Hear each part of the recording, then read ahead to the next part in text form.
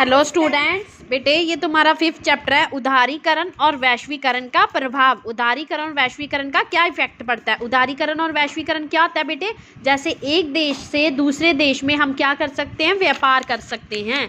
वैश्वीकरण क्या है, व्हाट इज ग्लोबलाइजेशन। वैश्वीकरण का अर्थ है विभिन्न देशों के अर्थतंत्रों का एक दूसरे के साथ अधिक गहराई से जुड़ना। कहता है एक देश का दूसरे देश से जुड़ना, इससे क्या होता है, हमारी आर्थिक स्थिति मजबूत होती है। वस्तुओं और सेवाओं तथा व्यक्तियों का विश्व पैमाने पर अधिक आसानी से आदान प्रदान करना। नेक्स्ट है वैश्वीकरण के लिए उत्तरदायी 2 संगठनों के नाम बताइए।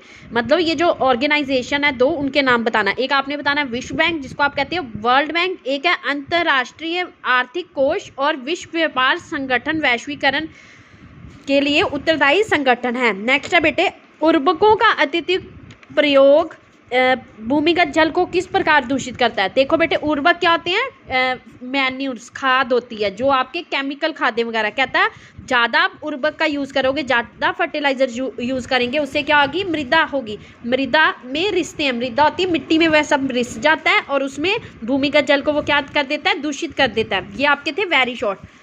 नेक्स्ट है आपके लघु उत्तरीय। पहले वेरी शॉर्ट, ये शॉर्ट है। नेक्स्ट है उदारीकरण से आप क्या समझते हैं। देखो बेटे चाहे ये बुकिश लैंग्वेज है, अगर तुम्हें प्रश्न का उत्तर समझ आता है, अगर सही तरह समझ आता है तो तुम उसे अपनी हिंदी की आम भाषा में भी लिख सकते हो, तुम्हें पूरे नंबर मिलेंगे। ठीक है बेटे।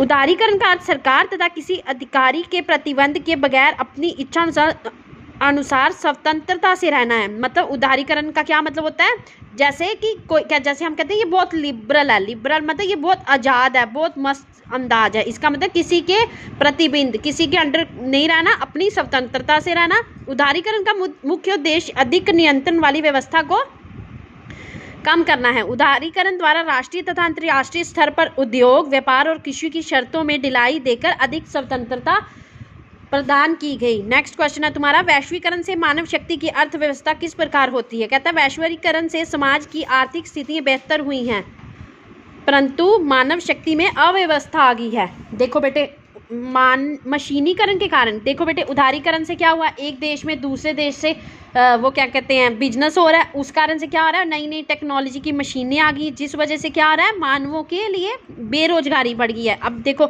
जो काम अब बैंकों में कंप्यूटर सारा कुछ कर देता है, पहले क्या होता था, मशीनें करती थी, जिस वजह से बेरोजगारी पहले इंसान करते थे, अब मशीनें करती हैं। साधारण कृषक साधारण कृषक वैश्वीकरण से किस प्रकार पीड़ित है। देखो बेटे वैश्वीकरण धनी कृषकों के लिए आर्थिक संपन्नता है। नेचुरली जो बंदा अमीर होगा वो नई नई टेक्नोलॉजी की मशीन खरीद सकता है, उससे नेचुरली उसकी खादें खूदें ज़्यादा होगी, उसकी फसल की पैदावार ज़्यादा होगी। और जो गरीब किसान है, आम किसान है, उसके लिए क्या होगा, ये दुख देने वाली बात होगी, क्योंकि उसकी वो आम तरीके से खेती करेगा, जिससे क्या होगा, उसकी फर्टिलाइजेशन खेती वगैरह कम होगी। नेक्स्ट क्वेश्चन है भारत द्वारा 1991 से आरंभ किए गए कुछ आर्थिक संशोधनों का वर्णन कीजिए। कहता है भारत में 1991 में आर्थिक उदारीकरण और आर्थिक संशोधन को लागू किया गया। भारत ने कुछ नई नीतियों के माध्यम से आर्थिक संशोधन और उदारीकरण की तरफ कदम उठाए। कहता है भारत में MRTP act, monopolies and restrictive trade practice act तथा FERA foreign exchange regulation act में कंपनियों को काफ़ी छूट दी गई। बहुराष्ट्रीय कंपनियों का विचलित संपत्ति खरीदने की अनुमति प्रदान की गई। वित्तीय संपत्तियों पर संपत्ति कर को रद्द कर दिया गया। व्यापार के लिए आयात लाइसेंस के कानून का प्रावधान समाप्त कर दिया। विदेशियों को रोजगार प्राप्त उनके द्वारा अर्जित आय का भुगतान करने की अनुमति दी गई। ओके बेटे, ये तुम्हें चैप्टर समझ आ गया। अब मैं तुम्हें इसकी PDF फाइल भी भेज दूंगी, उसमें से आंसर देख लो। थैंक यू बेटे।